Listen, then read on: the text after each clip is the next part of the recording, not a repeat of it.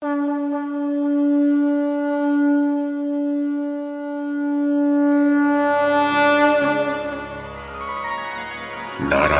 नमस्कृत्य नरं चैव नरोत्तमं देवीं सरस्वतीं व्यासं ततो जयमुदीरयेत्।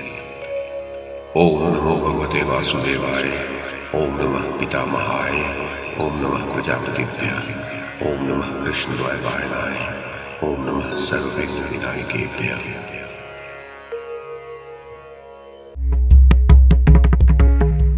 नमस्कार। महाभारत कथा श्रृंखला में आपका स्वागत है।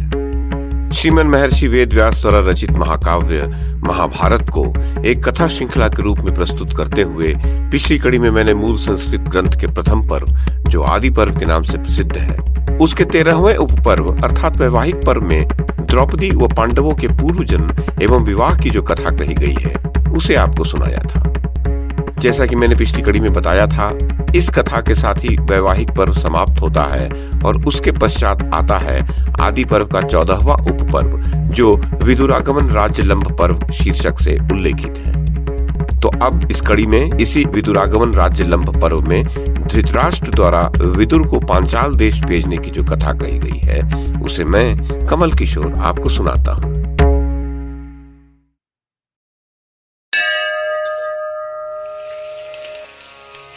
वैशंपायन जी कहते हैं, जन्मेजय, सभी राजाओं को अपने गुप्तचरों से शीघ्र ही ज्ञात हो गया कि द्रौपदी का विवाह पांडवों के साथ हुआ है। लक्ष्य वेध करने वाले और कोई नहीं, स्वयं वीरवर अर्जुन थे। उनका साथी जिसने शल्य को पटक दिया था और पेड़ उखाड़कर बड़े बड़े राजाओं के छक्के छुड़ा दिए थे, भीमसेन थे। इस समाचार से सभी को बड़ा आश्चर्य हुआ। उन्होंने पांडवों के बच जाने से प्रसन्नता प्रकट की और कौरवों के दुर्व्यवहार से खिन्न होकर उन्हें धिक्कारा। दुर्योधन को यह समाचार सुनकर बड़ा दुख हुआ। वो अपने भाइयों और मित्रों के साथ पांचाल देश में ही रहकर विचार करने लगा। शकुनी बोला, संसार में कोई तो ऐसा शत्रु होता है जिसे सब प्रकार से दुर्बल कर देना उचित होता है। दूसरा ऐसा होता है जिसे सदा पीड़ा दी जाए, परंतु कुंती के ये सभी पुत्र तो समस्त क्षत्रियों के लिए समूल नष्ट कर देने योग्य हैं। इनके विषय में मेरा यही मत है। यदि इस प्रकार पराजित होकर आप सब लोग इन पांडवों के विनाश की युक्ति निश्चित किए बिना चले जाएंगे तो अवश्य यह भूल आप लोगों को सदा संतप्त करती रहेगी। पांडवों को जड़ मूल सहित विनष्ट करने के लिए हमारे सामने यही उपयुक्त देश और काल उपस्थित है। यदि आप लोग ऐसा नहीं करेंगे तो संसार में उपहास के पात्र होंगे। ये पांडव जिस राजा के आश्रय में रहने की इच्छा रखते हैं, उस द्रुपद का बल और पराक्रम मेरी राय में बहुत थोड़ा है। जब तक वृष्णिवंश के श्रेष्ठ वीर ये नहीं जानते कि पांडव जीवित हैं, पुरुष सिंहचेरी राज प्रतापी शिशुपाल भी जब तक इस बात से अनभिज्ञ है, हमें पांडवों को मार डालना चाहिए। राजन, जब ये महात्मा राजा द्रुपद के साथ मिलकर एक हो जाएंगे, तब इन्हें परास्त करना अत्यंत कठिन हो जाएगा, इसमें संशय नहीं है। जब तक सब राजा ढीले पड़े हैं, तभी तक हमें पांडवों के वध के लिए पूरा प्रयत्न कर लेना चाहिए। विष्णु सर्प के मुख सदृश भयंकर लाक्षागृह से तो वे बच ही गए हैं। यदि फिर यहां हमारे हाथ से छूट जाते हैं तो उनसे हम लोगों को महान भय प्राप्त हो सकता है। यदि वे वृष्णिवंशी और चेदीवंशी वीर यहां आ जाएं और यहां के नागरिक भी अस्त्र शस्त्र लेकर खड़े हो जाएं, तो इनके बीच में खड़ा होना उतना ही कठिन होगा जितना आपस में लड़ते हुए दो विशाल सांडों के बीच में ठहरना। इसके पूर्व कि बलराम जी की सेनाएं आकर कौरव सेना रूपी खेती पर टिड्डियों की भांति टूट पड़े, हम सब लोग एक साथ आक्रमण करके इस नगर को नष्ट कर दें।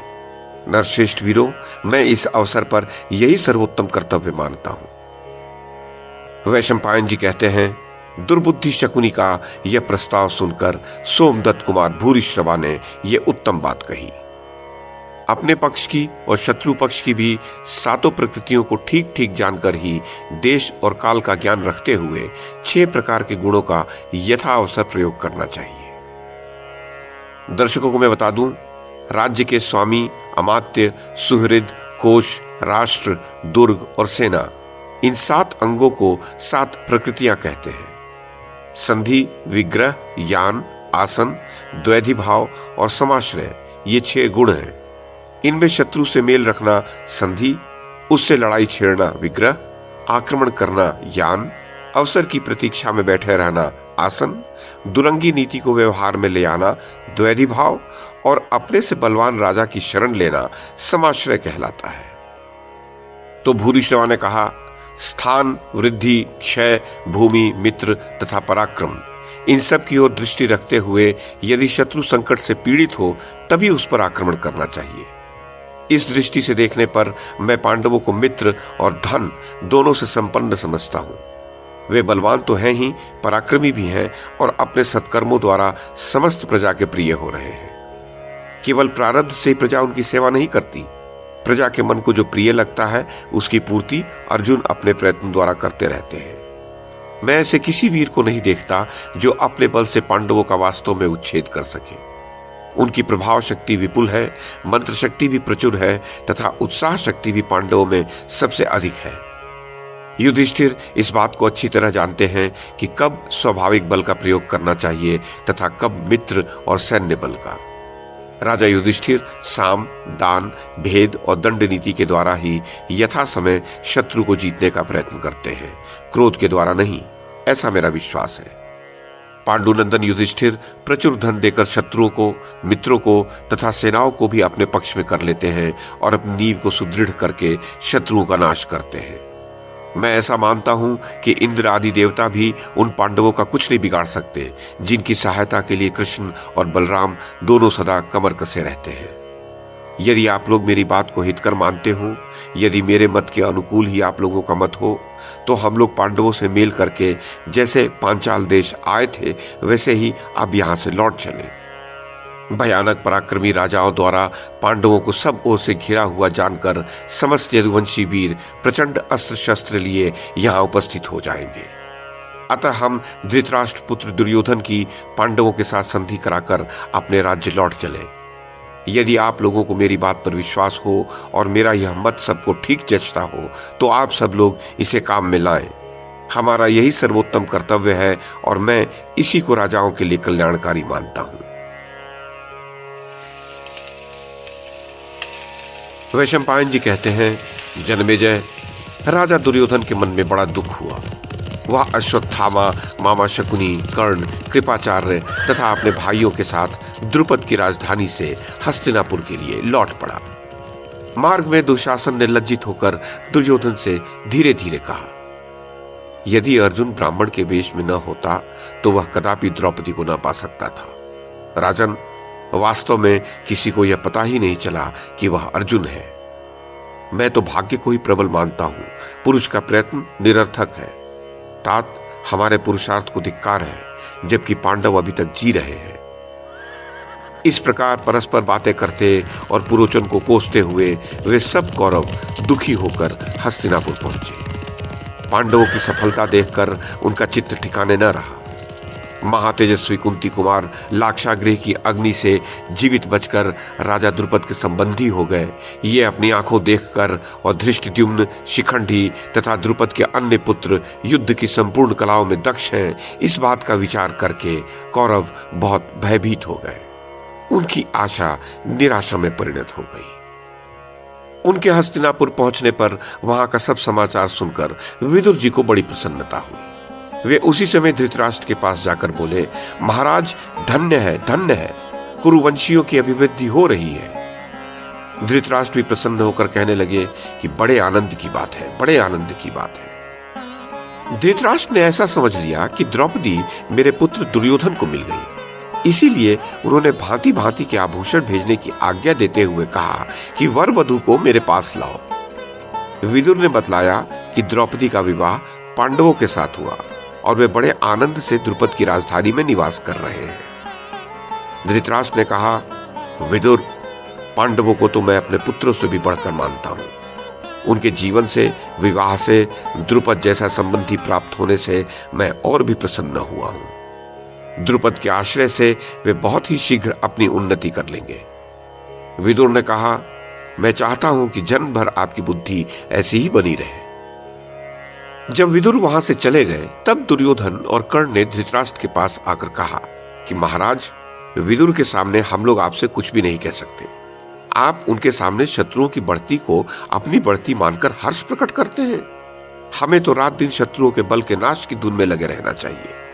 हमें तो अभी से कोई ऐसा उपाय करना चाहिए जिससे वे आगे चलकर हमारी राज्य संपत्ति को हथिया न सके। धृतराष्ट्र बोले, पुत्र, यही तो मैं भी कहता हूं, परंतु विदुर के सामने वाणी से तो क्या, मुखाकृति से भी मेरा यह भाव प्रकट नहीं होना चाहिए। कहीं वह मेरे भाव को भांप न ले, इसीलिए मैं उसके सामने पांडवों के ही गुणों का बखान करता हूं। तुम दोनों इस समय जो करना उचित समझते हो वह बतलाओ। दुर्योधन ने कहा, पिताजी, मेरा तो ऐसा विचार है कि कुछ विश्वासी गुप्तचर एवं चतुर ब्राह्मणों को भेजकर कुंती और माद्री के पुत्रों में मनमुटाव उत्पन्न करा दिया जाए, अथवा राजा द्रुपद उनके पुत्र और मंत्रियों को लोभ के फंदे में फंसाकर वश में कर लेना चाहिए और उनके द्वारा उनको वहां से निकलवा देना चाहिए। अथवा वे ब्राह्मण लोग पांडवों के मन में वहीं रहने की रुचि उत्पन्न करें। वे अलग अलग इन सभी पांडवों से कहें कि हस्तिनापुर का निवास आप लोगों के लिए अत्यंत हानिकारक होगा। इस प्रकार ब्राह्मणों द्वारा बुद्धि भेद उत्पन्न कर देने पर संभव है पांडव लोग अपने मन में वहीं पांचाल देश में ही रहने का निश्चय कर लें। अथवा कुछ ऐसे मनुष्य भेजे जाएं जो उपाय ढूंढ निकालने में चतुर तथा कार्यकुशल हों और प्रेम पूर्वक बातें करके कुंती पुत्रों में परस्पर फूट डाल दें। ऐसा उपाय भी कर सकते हैं कि द्रौपदी उन्हें छोड़ दे। अथवा यदि किसी भांति छल पूर्वक भीमसेन को मारा जा सके तब तो सारा काम ही बन जाए। भीमसेन के बिना अर्जुन तो हमारे कर्ण का चौथाई भी नहीं है। अथवा देखने में सुंदर युवती स्त्रियों द्वारा एक एक पांडव को लुभाया जाए और इस प्रकार कृष्णा का मन उनकी ओर से फेर दिया जाए। यदि ये उपाय आपको न जचे तो पांडवों को यहां बुला लाने के लिए राधानंदन कर्ण को भेजा जाए, और जब वे लोग कर्ण के साथ यहां आ जाएंगे तो फिर पूर्व काल की भांति विश्वसनीय कार्यकर्ताओं द्वारा विभिन्न उपायों से उनको मार गिराया जाए। इस बार वे बच नहीं सकेंगे। द्रुपद का पूरा विश्वास और सहानुभूति प्राप्त कर लेने के पहले ही उन्हें मार डालना चाहिए। मेरा तो यही मत है। कर्ण, इस संबंध में तुम्हारा क्या परामर्श है? कर्ण ने कहा, दुर्योधन, मैं तो तुम्हारा मत पसंद नहीं करता। तुम्हारे बतलाए हुए उपायों से पांडवों का वश में होना संभव नहीं दिखता। वे आपस में इतना प्रेम करते हैं कि मनमुटाव का कोई ढंग नहीं दिखता। सबका प्रेम एक ही स्त्री में है और वह विवाह के द्वारा प्राप्त है। इससे उनकी घनिष्ठता और भी सिद्ध होती है। कृष्णा को भी उनकी ओर से फूट डालकर विलग करना असंभव है, क्योंकि जब पांडव लोग भिक्षा भोजी होने के कारण दीनहीन थे, उस अवस्था में कृष्णा ने उनका वर्ण किया है। अब तो वे संपत्तिशाली होकर स्वच्छ एवं सुंदर वेश में रहते हैं। अब वह क्यों उनकी ओर से विरक्त होगी? प्रायः स्त्रियों का यह अभीष्ट गुण होता है कि एक स्त्री में अनेक पुरुषों से संबंध स्थापित करने की रुचि होती है। पांडवों के साथ रहने में कृष्णा को यह लाभ स्वतः प्राप्त है, अतः उसके मन में भेद नहीं उत्पन्न किया जा सकता। रही द्रुपद की, तो द्रुपद धन के लोभी नहीं है, अतः तुम अपना सारा राज्य दे दो तो भी यह निश्चय है कि वे कुंती पुत्र का परित्याग नहीं करेंगे। इसी प्रकार उनका पुत्र धृष्टद्युम्न भी गुणवान और पांडवों का प्रेमी है, अतः मैं उन्हें पूर्वोक्त उपायों से वश में करने योग्य कदापि नहीं मान सकता। राजन, इस समय हमारे लिए एक ही उपाय काम में लाने योग्य है। वे पुरुष श्रेष्ठ पांडव जब तक अपनी जड़ नहीं जमा लेते तभी तक उन पर प्रहार करना चाहिए। इसी से वे वश में आ सकते हैं।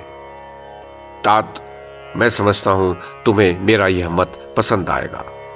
जब तक हमारा पक्ष बढ़ा चढ़ा है और जब तक पांचाल राज का बल हमसे कम है, तभी तक उन पर आक्रमण किया जा सकता है।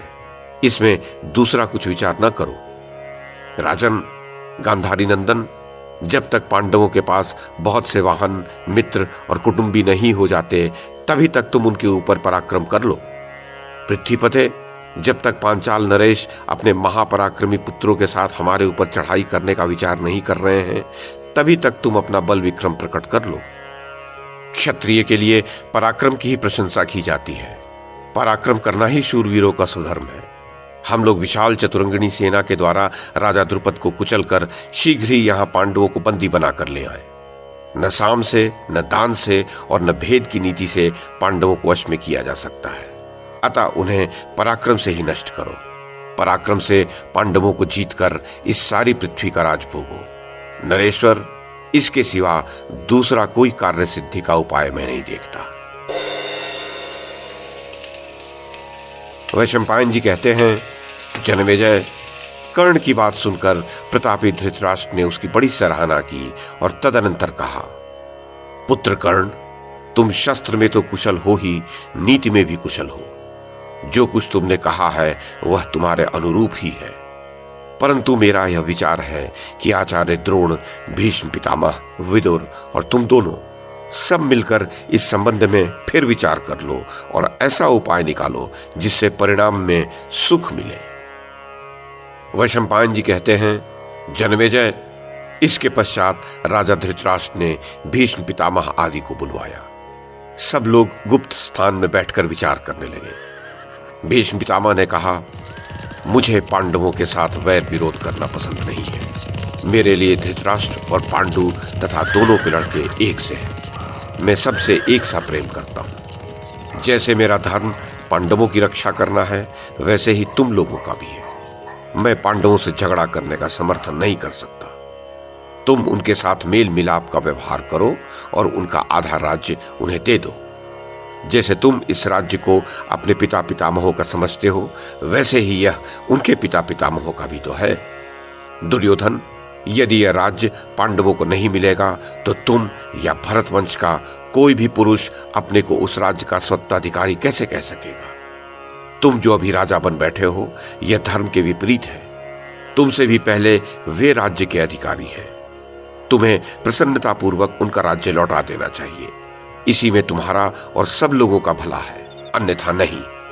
तुम अपने सिर पर कलंक का टीका क्यों लगा रहे हो? जब मैंने सुना था कि कुंती और पांचों पांडव भस्म हो गए, तब मेरी आंखों के सामने अंधेरा छा गया था।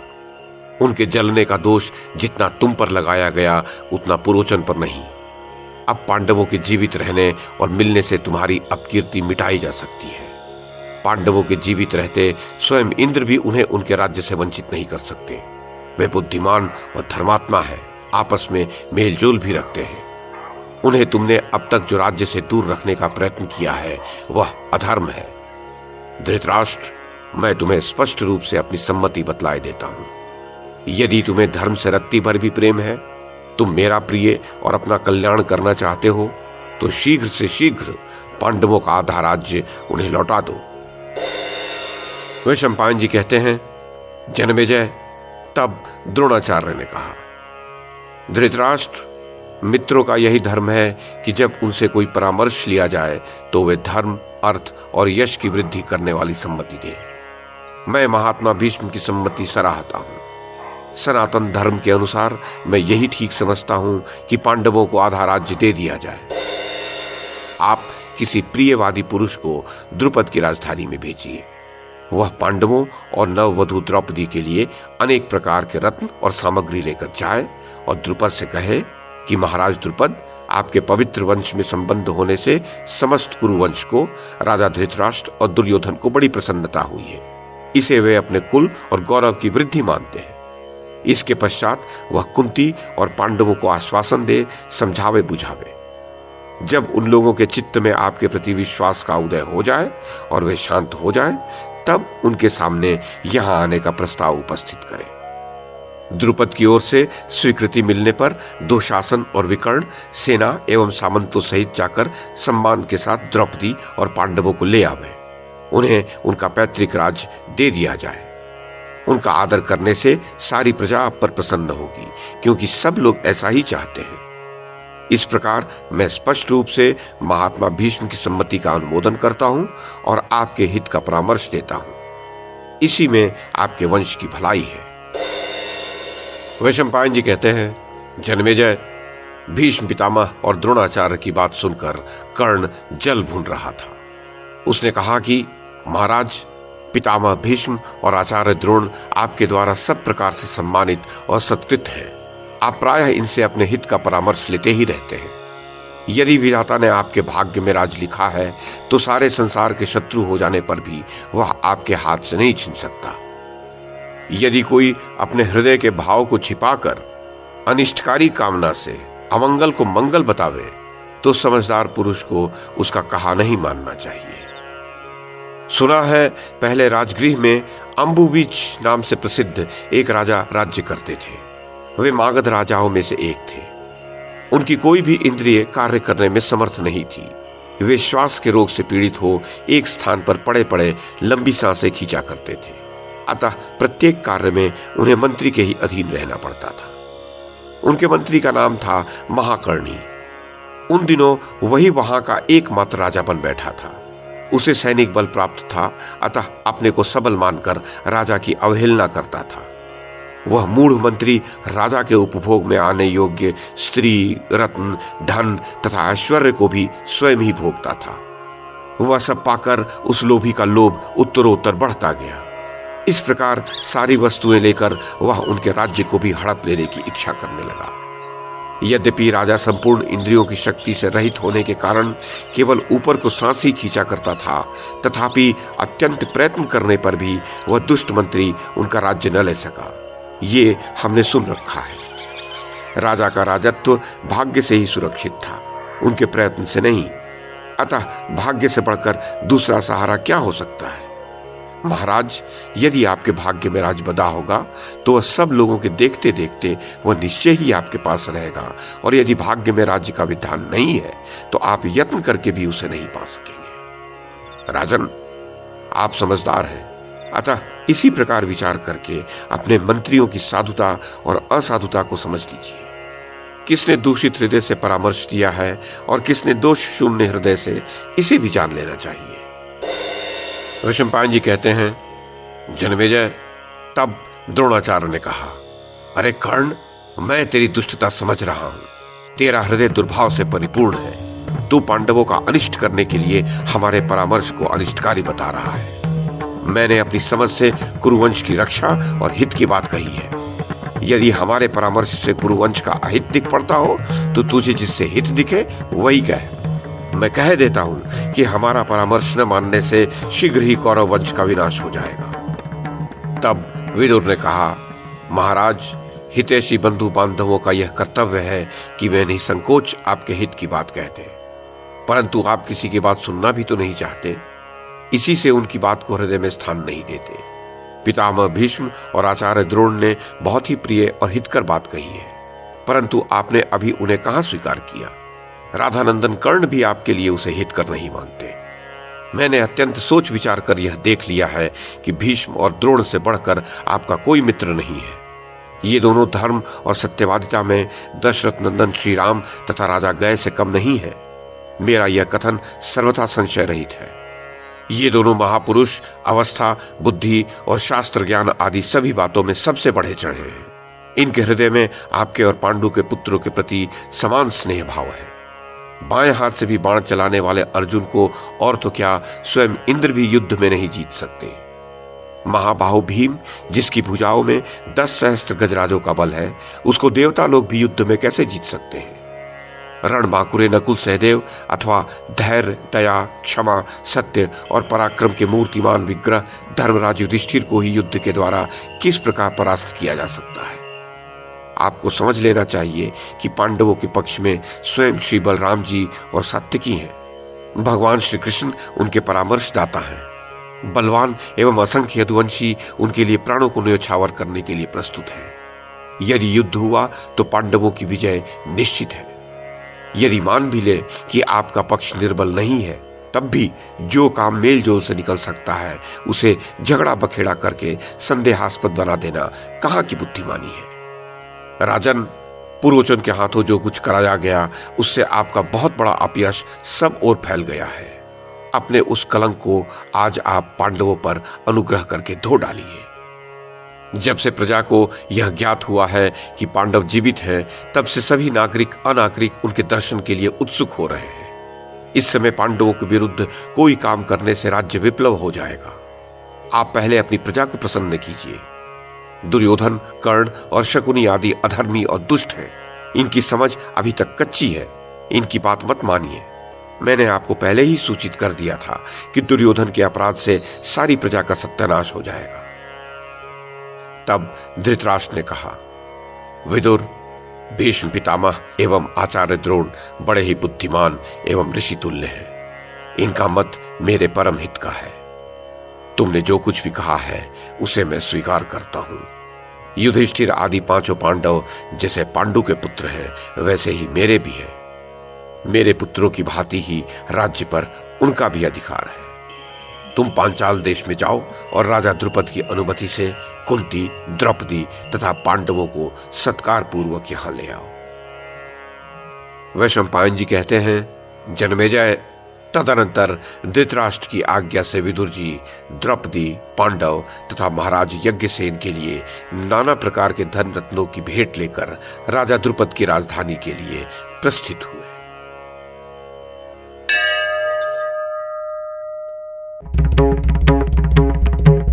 तो ये थी आदि पर्व के 14वें उपपर्व अर्थात विदुरागमन राज्य लंब पर्व में कही गई धृतराष्ट्र द्वारा विदुर को पांचाल देश भेजने की कथा।